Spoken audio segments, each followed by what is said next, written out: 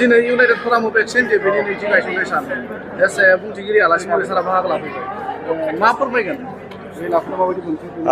United फराम of एक्स-Ndfb बिथांमोननि बे नैथि गायसन सानाव फैनो मोननानै आं गोजोननाय मोनदों।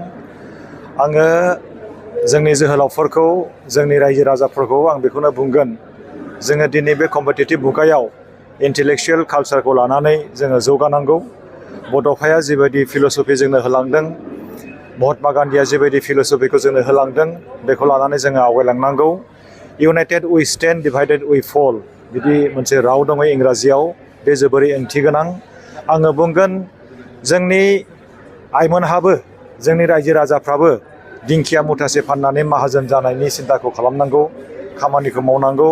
नाथाय जोंनि रायजो राजाफ्रा बर' हिसाबै, बर'आ जिहेतु जोंहा राजा दंमोन, रायजो दंमोन, जोंनि बर'फ्रा गलाम नङा, लेबार हारिनि मानसि नङा। बेखायनो आङो बुंगोन नोंथांमोननि चेनेलनि गेजेरजों जोंनि बर'फ्रा जाहाथे रावनिबो गलाम जाया। गावनि आथिंनि, आखाइनि, मेगननि, मेलेमनि, खर'नि, गोसोनि जि गोहो, बे गोहोखौ लानानै जोङो इन्टेलेक्चुयेल पावारखौ लानानै जोङो मोनसे चेन्ज लाबोनांगौ। आरो जोंनि रिभलिउसना revolution for peace, revolution for change, revolution for right and revolution for सार्भाइभेल।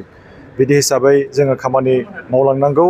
आरो दिनै बे मेलाव फैनो मोननानै आङो नोंथांमोननि चेनेलजों आरो बुंबावगोन, आङो जाय जोहोलाव बिथांमोनहा गावनि जिउखौ बावसोमलांबाय, बियो बर' हारिनि थाखायनो। जाय बिमाया गावनि मेगननि सिगाङावनो गावनि फिसानि जिउखौ बावसोमबाय, बियो बर' बिमानि रैखाथिनि थाखायनो। आरो दिनै गोबां जोहोलावफ्रा जेल सिङाव दङ, मेगन मोदै हुगार हुगार बिथांमोनहा खोमसि खथायाव दङ मोनसे गिदिरथार सिमांजों। बिथांमोननि जिउआबो जाहाथे मोजाङै थायो।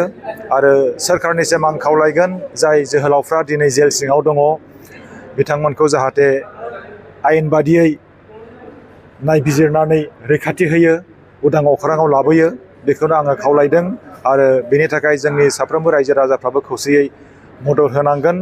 जोंहा दिनै जोंहा राव दङ, थुनलाइ दङ, हारिमु दङ, बिदि होननानै जोङो अलसियै थाबाय थायोबा जानाय नङा।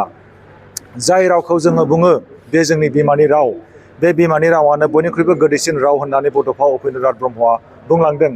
रन्जन दैमारि जोहोलाव बिथाङाबो बुंलांदों, जोङो मोनसे थांखियावनो थायोब्ला, मोनसे सिमांखौनो जों नुयोब्ला, मोनसे हारियावनो जोङो थायोब्ला, जोङो सैथोआव थायोब्ला, जोङो गावजों गाव फोथायलायोब्ला, बुहुमनि जायखिजाया सुथुरानो जोंखौ बोखावनो हानाय नङा, जोंखौ फेजेननो हानाय नङा। बेनि गेजेरावनो मोनसे सोंथि सार, इउनाइटेड फराम अफ एक्स-Ndfbआ दासिम जोबथेसालियाव थानाय एनडिएफबिफोरनि गनांगौनि थाखाय खामानि मावगासिनो दङ, बेखौ जोङो आवगायबाय थादों होननानैबो जों मिथिनानै मोनबाय थादों।